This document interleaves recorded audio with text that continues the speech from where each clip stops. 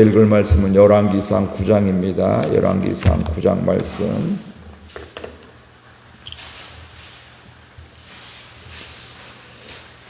솔로몬이 여호와의 성전과 왕궁 건축하기를 마치며 자기가 이루기를 원하던 모든 것을 마친 때에 여호와께서 전에 기브온에서 나타나심 같이 다시 솔로몬에게 나타나사 여호와께서 그에게 이르시되 내 기도와 내가 내 앞에서 간구한 바를 내가 들었은즉 나는 내가 건축한 이 성전을 거룩하게 구별하여 내 이름을 영원히 그곳에 두며 내 눈길과 내 마음이 항상 거기에 있으리니 내가 이른 내 아버지 다윗의 행함같이 마음을 온전히 하고 바르게 하여 내 앞에서 행하며 내가 내게 명령한 대로 온갖 일에 순종하여 내 법도와 율례를 지키면 내가 내 아버지 다윗에게 말하기를 이스라엘의 왕 위에 오를 사람이 내게서 끊어지지 아니하리라 한 대로 내 이스라엘의 왕위를 영원히 견고하게 하려니와 만일 너희가 너희의 자손이 아주 돌아서서 나를 따르지 아니하며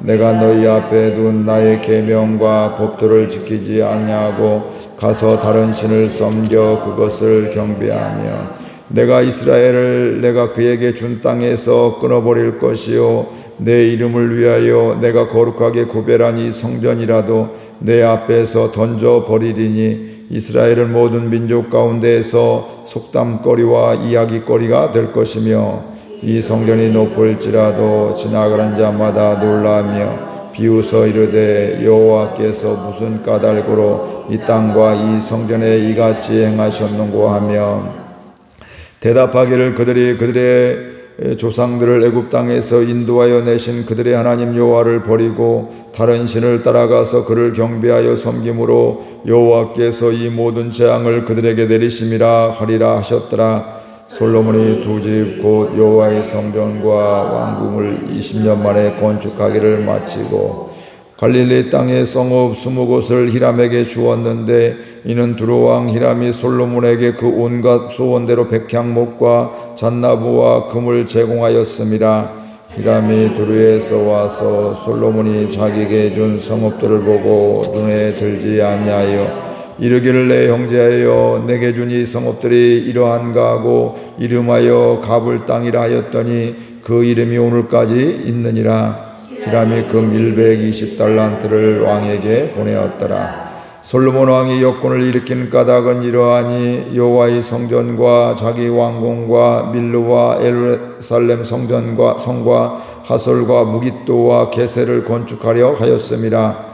전에 애굽 왕 바로가 올라와서 게셀을 탈취하여 불살하고 그 성읍에 사는 가나안 사람을 죽이고 그 성읍을 자기 딸 솔로몬의 아내에게 예물로 주었더니 솔로몬이 게셀과 아레 베토론을 건축하고 또 바알랏과 그 땅에 들에 있는 다드물과 자기에게 있는 모든 국고성과 병거성들과 마병의 성들을 건축하고 솔로몬이 또 예루살렘과 레바논과 그가 다스리는 온 땅에 건축하고자 하였던 것을 다 건축하였는데 이스라엘 자손이 아닌 아모리 사람과 헷 사람과 브리스 사람과 히위 사람과 여부스 사람 중 남아있는 모든 사람 곧 이 이스라엘 자손이 다 멸하지 못하므로 그 땅에 남아있는 그들의 자손들을 솔로몬이 노예로 역군을 삼아 오늘까지 이르렀으되 다만 이스라엘 자손은 솔로몬이 노예로 삼지 아니하였으니 그들은 군사와 그 신하와 고관과 대장이며 병거와 마병의 지휘관이 되었더라. 솔로몬에게 이를 감독하는 우두머리 550명이 있어 일하는 백성을 다스렸더라. 바로의 딸이 다윗성에서부터 올라와 솔로몬이 그를 위하여 건축한 궁에 이를 때에 솔로몬이 밀로를 건축하였더라. 솔로몬이 여호와를 위하여 쌓은 제단 위에 해마다 3번씩 번제와 감사의 제물을 드리고 또 여호와 앞에 있는 제단에 분향하니라. 이에 성전 짓는 일을 마치니라. 솔로몬 왕이 에돔 땅 홍해 물가의 엘록 근처 에시온 궤벌에서 배들을 지은지라. 히람이 자기 종 곧 모색 바다에 익숙한 사공들을 솔로몬의 종과 함께 그 배로 보내매 그들이 오빌에 이르러 거기서 금 420달란트를 얻고 솔로몬 왕에게로 가져왔더라. 아멘. 솔로몬이 성전 건축과 왕궁 건축을 마치게 되었습니다. 건축을 하는 데 있어서 누구보다도 다윗과 이 솔로몬의 헌신이 많이 있었죠. 물론 백성들도 있고 또 히람이 돕기도 하고 이래저래 많은 백성들, 수없이 많은 백성들이 도왔지만 앞에서 지도하는 사람이, 인도하는 사람이 그 신경 쓰는 것과 생각해야 될 것과 또 모든 것들 가는 과정들을 이렇게 섬기기 위해서는 이게 보통 일이 아니게 됩니다. 오늘날 우리가 직장이든 어디도 그 회사에 10명이든 20명이든 뭐 100명이든 1000명이든 사원들이 있게 되면 그곳에 이끌어가는 사람은 남들이 볼 때는 돈 많이 벌겠다 이것만 생각하게 되지만 사실은 그 사람들은 굉장히 신경을 많이 쓰게 되고 스트레스도 많이 받게 되고 때로는 이런저런 압박도 느끼게 되고 뭐 그 위치에 있어서는 그런 일들이 있을 수밖에 없습니다. 솔로몬과 다윗이 그렇게 헌신하고 준비하고 또 성전과 왕궁을 이렇게 건축하게 되었는데 근데 그러나 더 중요한 것은 드러나지 않은 이런 사람들, 역군들, 일꾼들, 집 나르는 사람들, 뭐 또 이방인이지만 돌을 이렇게 다 켜는 이런 사람들, 다듬은 사람들, 백향목을 벌목하고 가져오는 사람들 이렇게 그걸 또 조립하고 또 성전을 짓고 이렇게 또 왕궁을 지은 이런 사람들의 그 수고도 우리가 결코 간과할 수가 없습니다. 근데 우리는 일반적으로 어떤 생각을 하게 되냐면, 뭐 성전 건축이든, 뭐 무슨 건축이든, 건물주, 뭐 이런 사람들 진행했던, 이런 사람, 그 사람만 생각하지, 그곳에서 수고했던 사람들은 별로 생각하지를 않습니다. 우리나라 역사를 봐도 대개 누구를 기억해요? 왕을 기억하고 대통령을 기억하고 사실 그 왕이 대통령이 이렇게 정치하고 할 수 있는 것은 밑에서 신하들이 또 밑에서 하는 장관들이 잘 보좌를 하고 해야지만 이게 잘 나라를 이끌어가는 것인데 우리는 한 사람만 집중할 때가 있습니다. 근데 사실은 우리가 리더가 잘 되기 위해서 밑에서 잘 도와주는 이런 사람들이 있어야 되고 그게 충성스러운 사람이 있어야 될 것이고 또 때로는 충언을 또 이렇게 또 잘못된 길을 가게 될 때 이렇게 또 잘 알려줄 수 있는 이런 사람도 필요하게 되는 것입니다. 지도자의 역할도 중요하지만 그와 함께하는 사람들 또 때로는 전혀 상관없는 이렇게 백성들이라든지 별 영향력이 없는 것 같지만 사실 그들의 헌신으로 수고로 인해서 그런 일들이 이루어짐을 우리가 알게 되는 것입니다. 그래서 우리는 그런 것들을 찾고 있는데 리더만 앞에서 인도하는 사람만 우리가 생각하기가 쉬운데 함께한 사람들을 우리가 기억하는 거 잊지 않는 것도 굉장히 중요하고 우리가 볼 때는 저 사람 큰 일을 했어, 저 사람은 많은 일을 했어, 저 사람은 조그만 일을 했어 뭐 이렇게 우리는 판단하지만 사실은 하나님은 크든 작든 뭐 어떤 사람을 찾으실까요? 충성한 사람들, 착하고 충성된 종을 찾으시는 겁니다. 그러니까 큰 일을 하고도 악한 종이 될 수가 있고 작은 일을 하고도 충성된 종이 될 수가 있는데 그 기준은 어디에 있어요? 우리 기준이 아니라 하나님의 기준임을 알게 되는 겁니다. 그러니까 우리가 때로는 이렇게 표가 나지 않는 이런 사람들, 드러나지 않는 사람들도 우리가 기억하는 게 굉장히 중요하고 교회를 위해서 기도할 때도 또 교우들을 또 연약한 분들을 위해 기도하기도 하고 새가족을 위해 기도하기도 하고 물론 목회자를 위해 기도하고 또 다양하게 또 우리 교회를 위한 이런 사람들을 위해서 기도하는 것이 필요한 것이고요. 잊지 않아야 될 것이기도 하고 이걸 다른 말로 하면 우리가 함께한 사람들 이름도 없이 빛도 없이 이렇게 한 사람도 뭐냐면 다른 말로 하면 동역자들을 잊지 않는 게 굉장히 중요하죠. 우리 사람들이 완벽한 사람은 없지만 함께 합력하여 아름답게 이뤄가는 이것이 바로 동역자임을 우리가 알 수가 있고 여기서 동역자라는 것은 또 뭐가 중요하냐면 내가 하고 싶은 대로 하는 것이 아니라 하나님이 원하시는 하나님이 기뻐하시는 일을 하게 될 때 우리가 동역을 하는 것임을 알 수가 있습니다. 그러니까 저도 하나님과 동역을 해야 될 것이고 여러분도 뭐예요? 저와 함께 하게 되면서 하나님과 동역하는 내 이름을 드러나고 나를 드러내고 나를 자랑하는 이런 것들은 유혹이 되고 우리를 넘어지게 하는 것들이 공동체를 아름답게 섬기지 못하게 되는 것들이죠. 그래서 우리가 함께 하나님과 동역하는 보이든 보이지 않든 큰 일이든 작은 일이든 또 위치에 따라서 이렇게 뭐 드러나든 드러나지 않든 하나님과 동역하는 또 하나님이 세운 사람과 동역하는 이 은혜가 있기를 주의 이름으로 축복을 드립니다. 그러면서 우리가 생각해야 될 건 바로 뭐냐면 하나님의 섭리와 인도하심 가운데 그것이 되어짐을 우리가 알아야 됩니다. 내가 열심히 했지만 사울이 또 열심히 솔로몬이 열심히 하고 또 다윗이 열심히 준비했지만 결국은 뭐 할까요? 하나님이 그들에게 좋은 마음을 주셨고 순종할 마음을 주셨고 또 최선을 다해서 충성하게 하신 그 마음을 결국 하나님이 이루셨다는 걸 우리가 분명히 알 수가 있습니다. 아무리 좋은 생각이라 할지라도 다윗은 성전을 짓고자 했는데 하나님은 너는 아니다. 내 뜻은 네가 아니라 네 아들이 짓는 것이다. 이걸 이야기하는 거죠. 우리 인간적인 마음을 보면 야 이렇게 좋은 마음을 왜 반대하실까? 왜 못하게 하실까? 서운하고 섭섭할 수도 있는데 중요한 것은 하나님이 생각하는 우리가 다 알지 못하지만 하나님이 생각하시는 것이 있고 또 하나님은 또 성전을 짓게 될 또 피를 말린 전쟁을 많이 한 네가 아니라 네 아들이 해야 된다 이렇게 이야기를 하게 되었습니다. 그러면서 오늘 말씀해 보니까 솔로몬이 성전 건축을 또 왕궁 건축을 다 마친 다음에 하나님을 다시 만나게 되었죠. 근데 이 솔로몬이 뭐 이렇게 노력한 것이 아니라 하나님이 첫 번째와 같이 찾아와 주셔서 만나 주시게 된 것입니다. 뜻하지 않은 이런 선물을 받게 된 거죠. 충성하게 될 때, 야 이거 충성하면 하나님이 이거 주시겠지, 뭐 이거 하면 하나님 이만큼 또 선물로 보너스 주시겠지, 이런 뭐 내 필요를 위해서 내 욕심에 의해서 하는 것이 아니라 그냥 충성한 것뿐인데, 주님 사랑한 것뿐인데, 순종한 것뿐인데 하나님께서 선물을 주셨습니다. 우리 2절 말씀 같이 읽겠습니다. 여호와께서 전에 기브온에서 나타나심 같이 다시 솔로몬에게 나타나사. 전에 기브온에 나타났다는 어떤 걸까요? 솔로몬이 1,000번째 1전의 재물을 한꺼번에 드렸잖아. 이게 엄청난 재물이거든요. 그때 하나님 그걸 기뻐하시고 뭐 하셔요? 내가 너에게 무엇을 줄까? 네가 구하라 하게 될 때 뭘 구했을까요? 하나님 저 듣는 마음 주세요. 백성들을 재판 왕으로 잡아 주셨는데 재판도 잘해야 될 텐데 재판을 잘해야지 억울한 사람도 생기지 않고 지혜롭게 판단해야 될 텐데 하나님 저는 연약합니다. 듣는 마음을 허락하여 주셔서 잘 분별하게 해주세요. 이런 기도를 하게 되었고 그때 하나님께서 뭐하고 계셔요?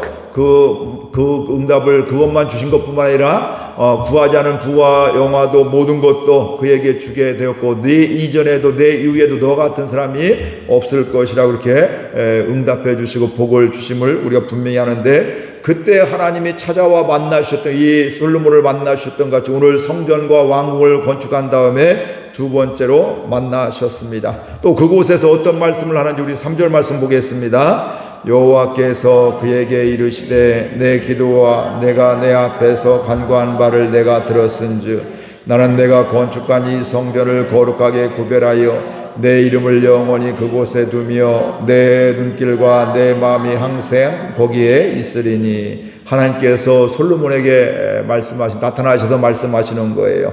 야, 네가 이 성전 건축한 거 참 내가 귀하게 보고 있고 네가 성전 건축하면서 기도한 것이 있잖아요. 본인을 위해서 또 백성들을 위해서 심지어는 이방인들을 위해서 또 재난이 고통이 또 전염병이 오고 뭐 이것저것 오게 될 때 하나님 제가 또 이스라엘 백성들이 이방인들이 기도하게 될 때 하나님은 귀를 열어주시고 들어주시고 응답하여 주세요. 이런 기도를 하였죠. 근데 하나님 뭐라고 하셔요? 그 기도를 내가 들었다. 그러면서 뭐 이렇게 말씀하자면 나는 내가 건축한 이 성전을 거룩하게 구별한다.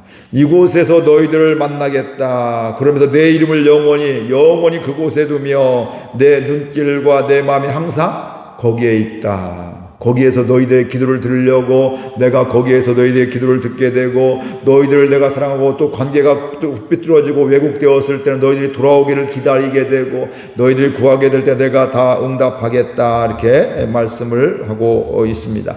그러니까 성전의 역할이 잘 감당이 되는 것. 성전의 역할은 뭘까요? 하나님 만나는 곳이에요. 예배드리면서 우리의 죄의 문제도 해결하게 되고 또 예배드리면서 말씀을 듣게 되고 또 하나님을 만나고 또 하나님이 찾아와 주셔서 그들의 죄를 용서해 주시고 말씀해 주시는 그 하나님이 내가 이것을 너희들에게 했으니까 이곳에서 너희들과 영원히 함께 하겠다 이렇게 말씀을 하고 있습니다. 다른 말로 하면 뭘까요? 내가 이것을 거룩하게 구별해 너희들이 이곳에 나와라 이렇게 말씀하고 있습니다. 오는 것이 목적이라 와서 뭐 해야 돼요? 하나님을 예배하고 제사해야 되고 또 하나님께 뭐 해야 돼요? 회개하게 되고 간구하게 되고 그러면 내가 이곳을 거룩하게 해서 너희들 만나주고 응답해주고 너희들 문제를 해결해 주겠다 이렇게 말씀을 하고 있습니다. 하나님은 우리를, 이스라엘 백성들을 기다리시는 하나님이시고 그들에게 은혜를 주시려고 기다리는 하나님이시다, 이렇게 말씀하고 있는데, 오늘 솔로몬에게도 분명히 말씀을 하고 있는 것입니다. 그런데 하나님께서 그 다음에 정말 솔로몬에게 하고 싶은 말씀을 하고 있어요. 우리 4절에서 5절 같이 읽겠습니다. 내가 만일 내 아버지 다윗이 행함같이 마음을 온전히 하고 바르게 하여 내 앞에서 행하며 내가 내게 명령한 대로 온갖 일에 순종하여 내 법도와 율례를 지키면 내가 내 아버지 다윗에게 말하기를 이스라엘의 왕위에 오를 사람이 내게서 끊어지지 아니하리라 한 대로 내 이스라엘의 왕위를 영원히 견고하게 하려니와.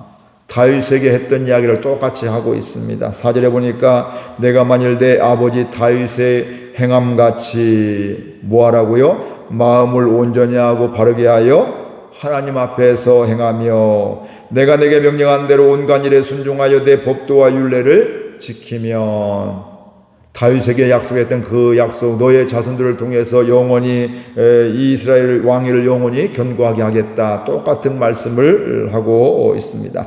우리는 하나님의 말씀을 듣고 응답을 받으려고 하면 완전히 새로운 것만 생각하고 있는 것인데요, 사실은 진리는 변함이 없잖아요. 그러니까 하나님의 마음은 아버지 다윗에게도 변함이 없었지만 그 아들 솔로몬에게도 뭐 하기를 원하셔요? 하나님 앞에서 살기를 원하고 있고 하나님과 친밀한 관계 속에서 하나님의 기쁨이 되고 또 하나님의 마음에 합한 사람이 되기를 원하신 거죠. 이 마음은 오늘 우리에게도 하나님은 동일하신 겁니다. 그러니까 다윗에게 솔로몬에게 얘기했던 거, 오늘 나이가 기도했는데 나이가 뚱딴지같이 전혀 새로운 것을 얘기한다? 뭐 그럴 수도 있지만 정말 중요한 건 뭐예요? 하나님의 마음은 내가 너와 함께하고 싶다, 내가 너와 친밀하고 싶다, 네가 내 말 잘 듣고 순종하기를 원한다, 네 아버지 다윗같이, 다윗 왕과 같은 이런 믿음을 갖기를 원한다. 이게 하나님 아버지의 마음입니다. 그러면 내가 너희와 함께하고 내 왕위도 또 견고하게 해줄 것이다, 이렇게 말씀을 하고 있습니다. 오늘 말씀이 저와 여러분에게 들려주고 깨달아지고 나에게 주시는 말씀으로 믿겨지기를 바랍니다. 옛날 다윗에게 솔로몬에게 임했던 하나님이 찾아왔던 그것으로 끝나는 것이 아니라 그 하나님이, 아버지 다윗에게 찾아왔던 하나님이, 말씀하신 하나님이 솔로몬에게도 똑같은 이야기를 하고 있습니다. 야, 네 아버지 이만큼 했는데 너는 이만큼 하고, 이게 아니라 네 아버지가 행한 것이 너도 내 앞에서 행해라, 내 말에 순종해라. 그러면 내 왕위를 견고하게 할 것이고 내가 너와 함께 할 것이고 이 성전도 구별할 것이고, 뭐 이렇게 쭉 이야기를 하게 되는 것입니다. 이 하나님을 신뢰하는 믿음으로 살아가기를 원합니다. 그런데 우리는 이 하나님의 말씀을 신뢰하기보다는 상황과 형편에 좌우될 때가 많습니다. 솔로몬도 하나님 말씀 이렇게 분명히 들었음에도 불구하고, 아버지가 한 것을 보았음에도 불구하고 말년에 가면 갈수록 뭐 하고 있어요? 시간이 지나면 지날수록 죄를 짓고 있죠. 우상 숭배하고 있죠. 하나님 말씀에 불순종하고 있죠. 이미 뭐예요? 애굽 바로의 딸, 왕의 딸을 정략 결혼했죠. 여기부터 이것도 잘못된 거고, 계속해서 이제 후궁들을 또 왕비를 몇 명이나 둬요? 후궁하고 첩하고 1000명이나 두는 이런 안타까운 일들. 그리고 이방 여인들을 데리고 오면 거기에 뭘 다 줘줘요? 신전을 다, 그 제사도 그 이방신을 섬길 수 있도록, 우상을 섬기도록 이런 걸 한다는 말씀이에요. 이게 하나님 말씀을 들었음에도 불구하고 정신 차리지 않고 나만 생각하면 그것 때문에 교만해서 하나님과 상관없는 삶을 살아가게 되는 것입니다. 하나님은 이렇게 그와 아버지와 같이 살기를 원하고 오늘 우리들도 다윗과 같이 살아가기를 하나님은 원하신다, 이 말씀이에요. 그런데 하나님 말씀을 그 반대로 듣지 않는 경우도 하나님은 말씀하고 있습니다. 네가 내 말을 들으면 이렇게 순종하고 너희들 내가 다윗과 같이 왕위를 견고하게 해주지만 듣지 않을 때는 이렇게 한다. 우리 16절 17절 보겠습니다. 만일 너희가 16절 17절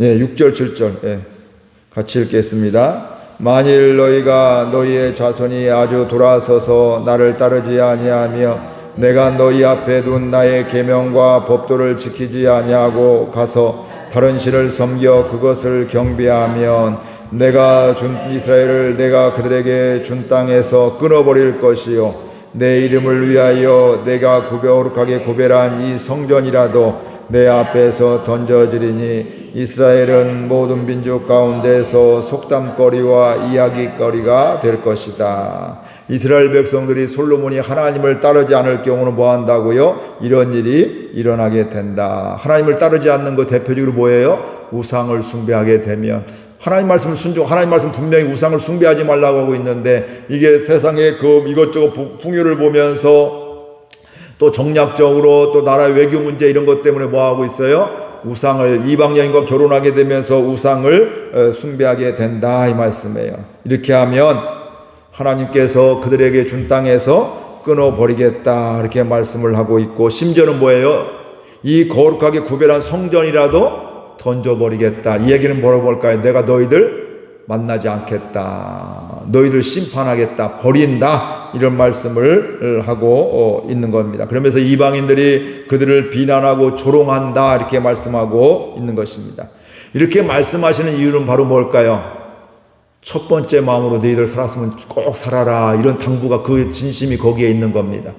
나는 너희들이 내 말에 순종하면서 하나님의 약속의 말씀이 그대로 되어지게 되고 하나님과 함께하는 삶, 다윗과 같은 삶을 살기를 원한다. 근데 인간이 연약해서 혹시 넘어지는 수가 있거든요. 그러나 그렇기 때문에 너희들 혹시 이렇게 되면 내가 너희들 떠난다, 성전도 버리겠다, 너희들 내가 다 버리겠다. 이 얘기는 바로 뭐예요? 너희들 나와 함께 살자, 나와 함께 거하자. 성전이 거룩한데 너희들 성전만 보고 잘 지었다고 끝나는 것이 아니라 그곳에 뭐예요?